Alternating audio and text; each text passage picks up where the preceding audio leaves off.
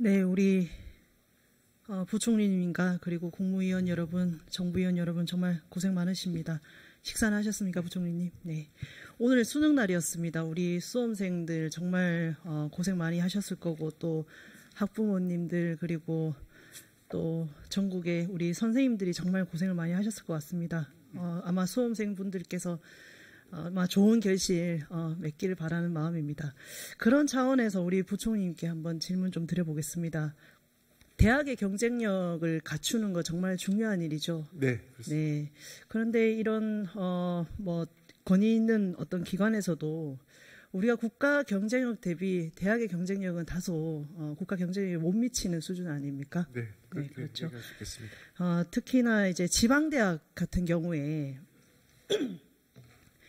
인구 감소라든지 그리고 수도권과의 어떤 격차 문제 그리고 지역 산업과의 어떤 연계의 어떤 부족함 등 뭐 이런 것들이 다 어우러져 가지고 사실 지방대학이 많이 위기인데 그런 와중에 우리 윤석열 정부 들어와서 글로컬 대학이라는 그런 사업을 추진하고 있지 않습니까? 네, 그렇습니다. 네. 네. 저는 이게 학력 인구 감소와 또 산업 구조의 어떤 개편이라든지 또 지역의 혁신 생태계와 어떤 연계 지점이라든지 또 경쟁력 있는 지역 대학을 육성한다는 차원에서는 참 바람직하다고 보고 이게 2026년까지 총 30개 대학을 지정하게 되어 있죠. 네, 그렇습니다. 네. 부총리 이게 글로컬 대학으로 지정이 되면 5년 동안 총 1,000억 원 정도의 그렇습니다. 규모의 지원이 가는 것으로 알고 있습니다. 네.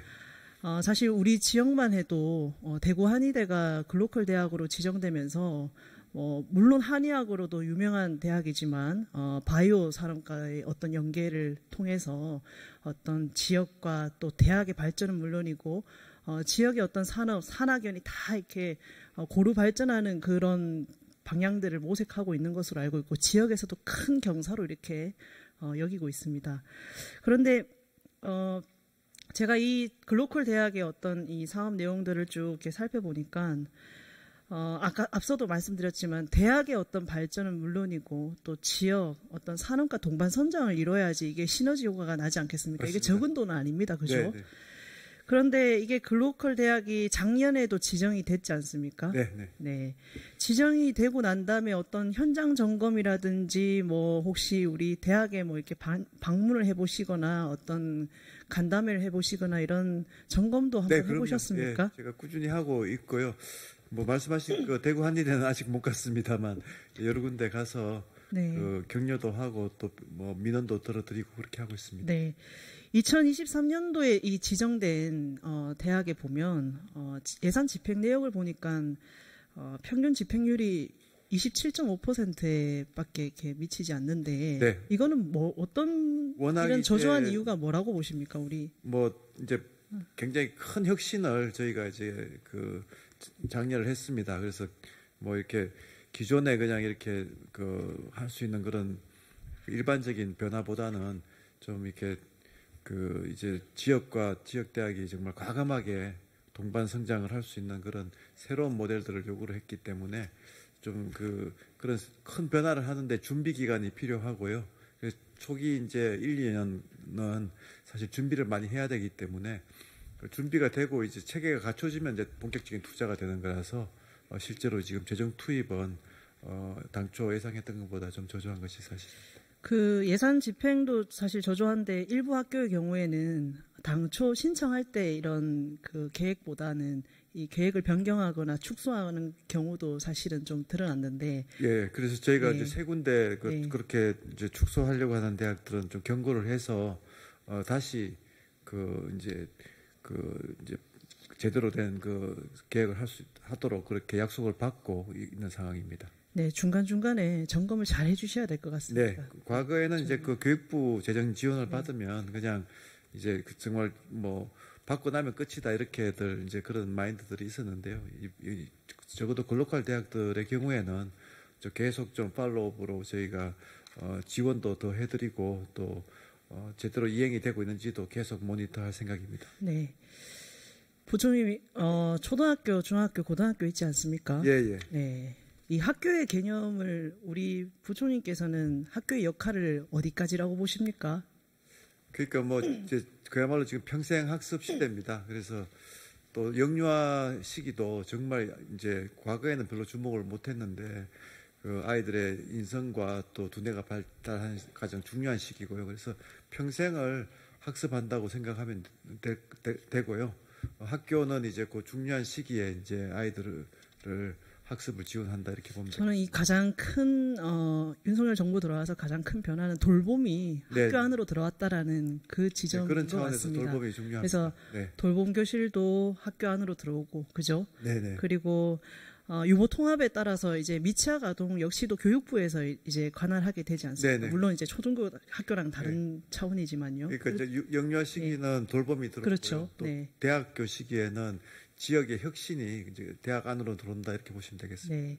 근데 이제 초등학교, 중학교, 고등학교 학생들에게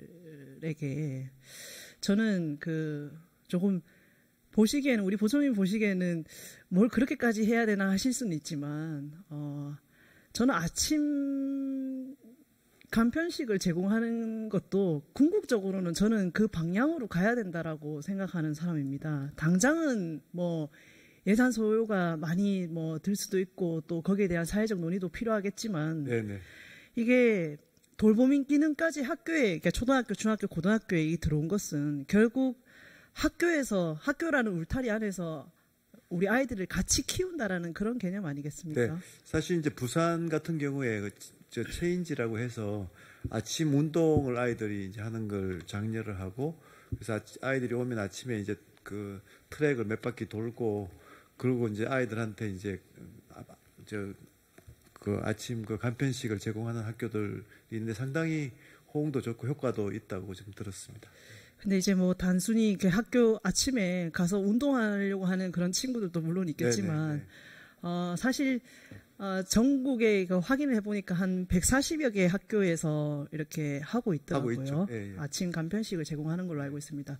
근데 제가 많은, 커뮤니티나 이렇게 보면, 육아 걱정하시는 분들 또, 맞벌이 부부 하시는 분들의 가장 큰 고민이 아침 제때 이렇게 잘 먹여서 보내야지라는 그 마음들이 다 있으시더라고요. 네. 근데 그런 것들을 사실 궁극적으로 저희도 처음에 원래 중식을 무상급식했을 때도 사실은 그게 가장 큰 어떤 이슈의 어떤 사회적인 어떤 화두였지만 이제는 이게 조금 더 진전돼서 이 아침 간편식이 어쨌든 학생들의 선택하에 그렇다고 해서 제가 일선에 있는 학교에 어떤 행정적인 부담을 드리고 싶지는 않습니다. 그것 역시도 정부가 지원한다라는 그 제도를 마련한 다음에는 저는 이건 도입을 좀 해야 된다라고 보는 입장입니다. 여기에 대해서 혹시 이 논의를 좀 해보실 생각이 있습니까? 내부적으로. 네, 일단 뭐 지방에서 그런 사례들이 나오고 있기 때문에 이제 저희는 뭐 이제 지금부터 교육의 변화는 소위 이제 바텀업 변화로 가야 된다고 생각합니다. 중앙이 너무 일률적으로 탑다운으로 하나의 정책을 밀어붙이기보다는 지역에서 이렇게 수요에 따라서 새로운 이제 그 학습이나 또 그런 돌봄 모델을 계속 이제 만들어 나가야 된다고 생각하는데요.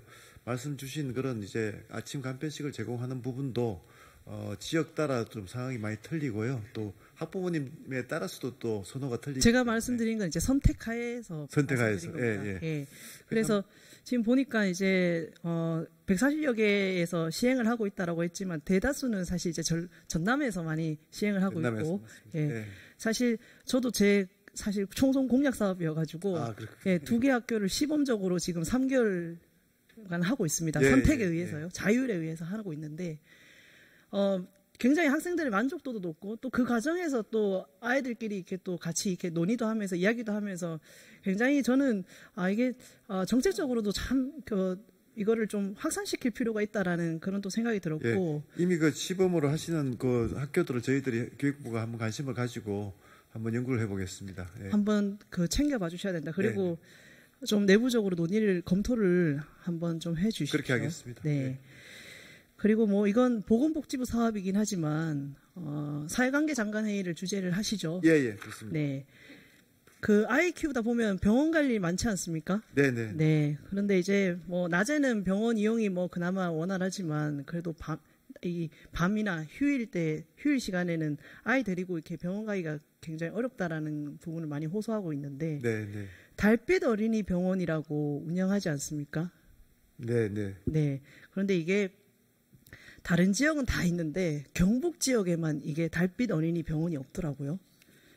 아, 네. 그래서 이것도 복지부랑 좀 협의를 해보고. 네, 한번 협의를 네. 한번 해봐 주십시오. 그렇게 하겠습니다. 네. 우리 외교부 차관님 계시나요? 네, 차관입니다. 차관님, 저는 우리 정부 들어와서 가장 큰 외교 성과라고 한다면 한미 동맹을 글로벌 포괄 전략 동맹으로 이렇게 격상시킨 것이고 또 한일 관계를 정상화한 부분도 저는 굉장히 높이 평가하고 있습니다.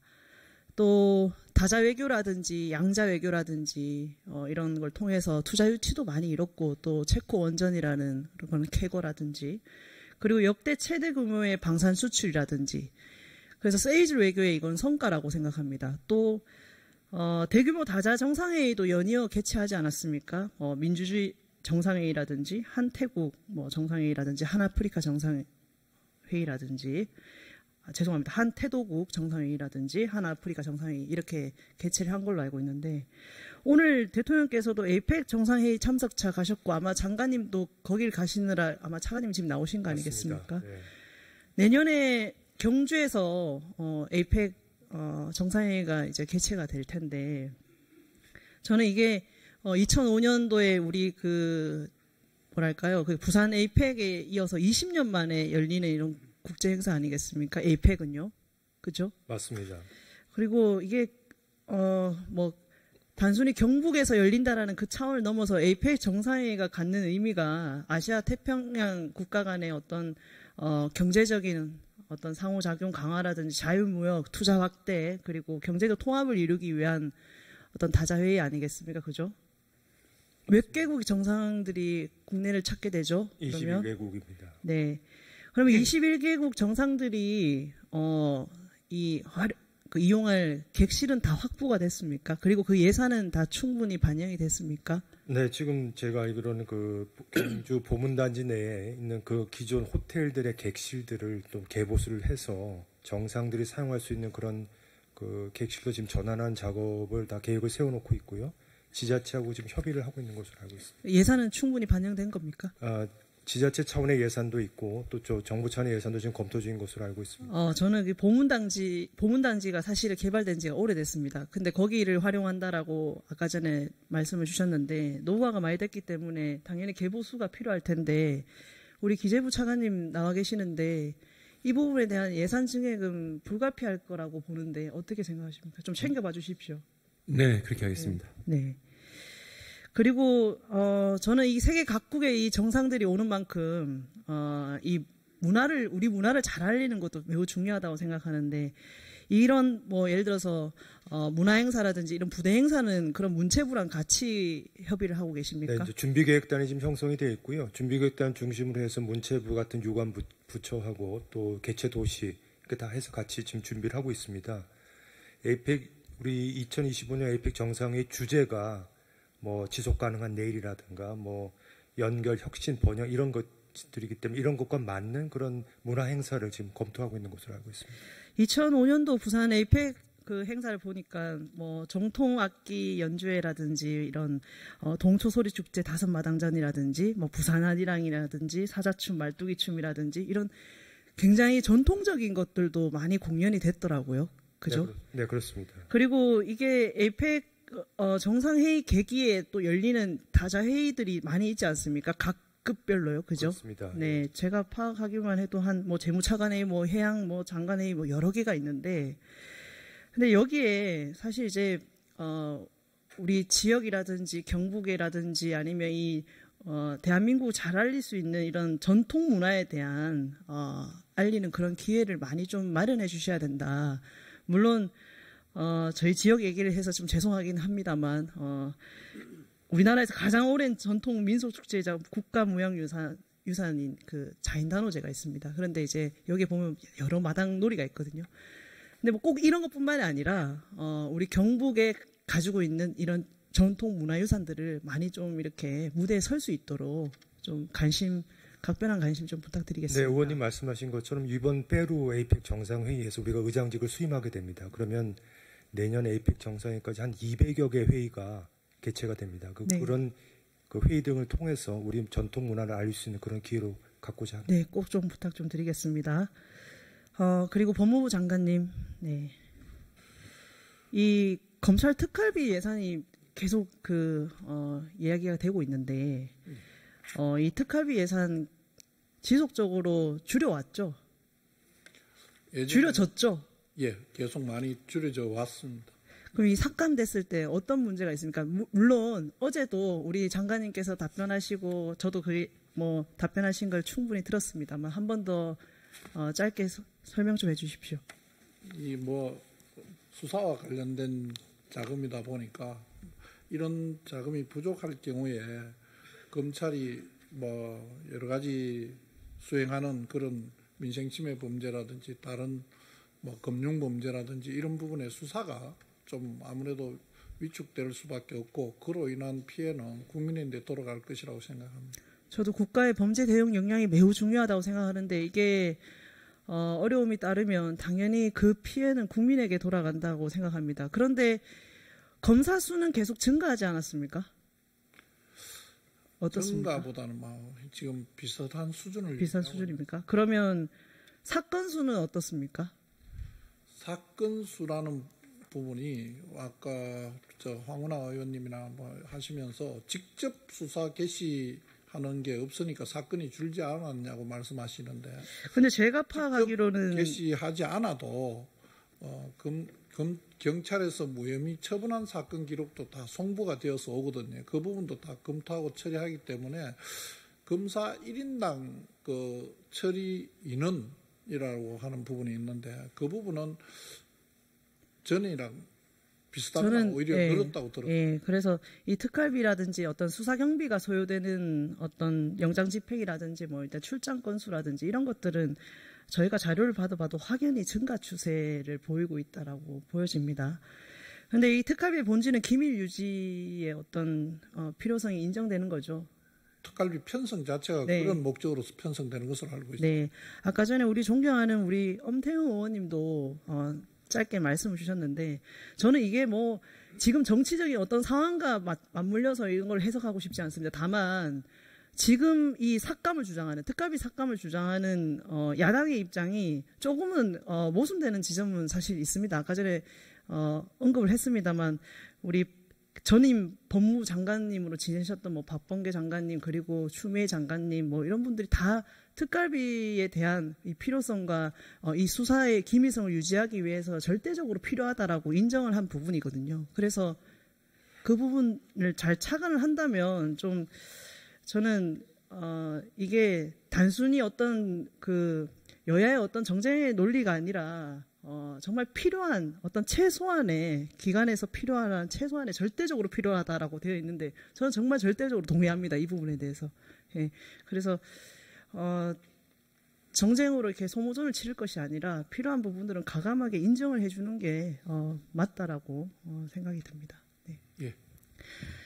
그리고 국가보훈 장관님, 네, 제가 결산 때 보훈병원, 위탁병원 문제에 대해서 말씀드렸습니다. 정말 이렇게 국가를 위해서 헌신하신 분들이 적어도 아파서 가는 병원만큼은 부당한 그런 처우를 받아서 안 된다라고 말씀드렸고 또 왜 그런 말씀드렸냐면 국가보훈병원이 위탁병원이 종합병원으로 승격됐을 때 계약을 해지할 수 있다라는 그 조항을 정말 의무 조항이 아님에도 불구하고 이렇게 관행적으로 해지되고 있는 그런 경우들이 많이 있었다. 이 부분을 제가 질의를 좀 드렸고 또 이게 정말 이 규정이 의무 조항도 아님에도 불구하고 이걸 해지할 경우에 위탁병원이 아예 병상이 없는 위탁병원만 남거나 아니면 이 고령의 이 보훈 대상자들이 타 지역으로까지 가야 되는 그런 불편함들이 있다라고도 말씀을 드렸습니다. 지금 이런 부분들을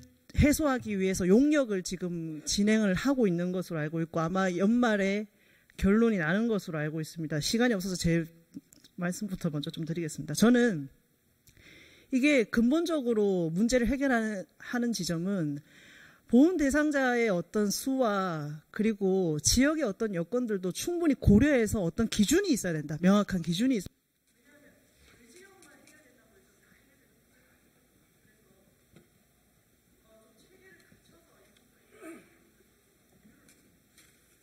네, 의원님, 국가 유공자들에 대한 그런 관심 가져주셔서 먼저 감사드리고요. 말씀하신 부분에 대한 문제점이 있는 것을 저희가 인식하고 지역 상황과 또 보훈 대상자들 이 상황을 반영한 체계를 구축하고자 노력하는 중이고요. 용역 결과가 나오면은 향후에 말씀드리도록 하겠습니다. 참고로 최근 5년 동안 8개의 위탁병원이 상급 종합병원으로 격상돼서 그 위탁병원 계약 해지 관련 규정에 의해서 해지된 적이 있습니다. 그러나 말씀하신 대로 여러 가지 지역적인 상황을 고려해야 한다고 생각합니다. 네. 네, 조지현 위원님 수고하셨습니다. 다음은 존경하는 서울 동대문 을의 장경태 위원 나오셔서 질의해 주시겠습니다.